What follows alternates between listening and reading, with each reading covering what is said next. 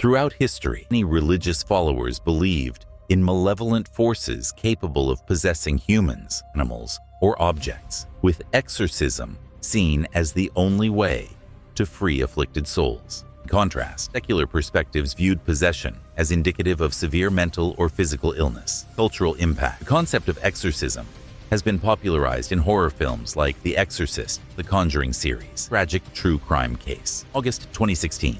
A tragic real-life case blurred the lines between ancient religious beliefs and modern skepticism. The Exorcism of Kennedy Ife. Kennedy Ife's death. Kennedy Ife, a 26-year-old from an affluent North London family, died after a 2-week and 3-day ordeal in their £1.3 million mansion. His health spiraled into terror, and controversy surrounds whether his death was a result of misguided religious practices, something more sinister. Kennedy Ife's family believed his suffering was due to physical causes worsened by exhaustion. However, as his condition worsened, their worry grew. Unsettling behavior. Kennedy exhibited increasingly disturbing signs, including speaking in unfamiliar voices, hearing sinister whispers, feeling a snake-like presence in his stomach. His behavior became erratic, with tearful outbursts, desperate prayers for forgiveness, and fixations on satanic symbols. He also became aggressive, lashing out at his parents and displaying self-destructive tendencies. Disturbing incident. His brother Roy recounted a particularly alarming moment when Kennedy threatened self-harm, shouting about wanting to mutilate himself. Turning to spiritual help. Frustrated with conventional medicine, the family sought help from their church,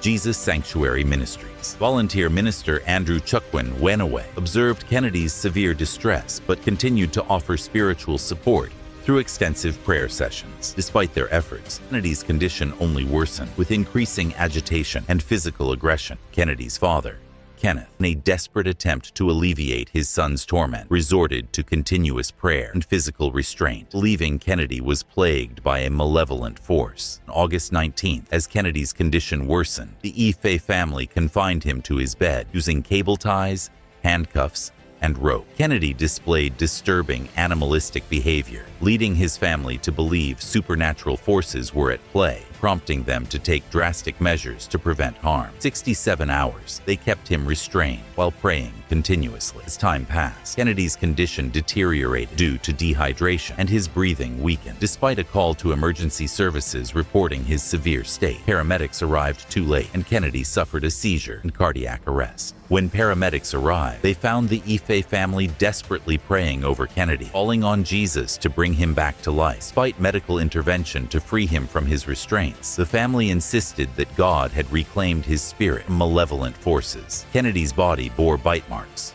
bruises, and scratches, while his brothers were also injured, underscoring the severity of the ordeal. Police investigation revealed evidence suggesting a potential crime, including the family's reliance on supernatural practices instead of medical help. Investigators found a note in Josephine's bedroom detailing a ritual believed to break a spell, involving throwing earth in 4 directions over several days. Witness Andrew Chukwin testified that Kennedy displayed signs of physical illness, such as fever, before the attempted exorcism, but there had been no mention of prior mental distress. Law enforcement, finding strong evidence on site, arrested Kennedy's parents and brothers, charging them with false imprisonment, manslaughter, and causing or allowing the death of a vulnerable adult. During the trial, which began in February 2019, the Ife family denied all accusations, asserting their innocence. From February to March, jurors examined extensive evidence and arguments. Prosecutor Tom Little emphasized the severity of the case, arguing that the family's actions, driven by misguided religious beliefs, led to Kennedy's death.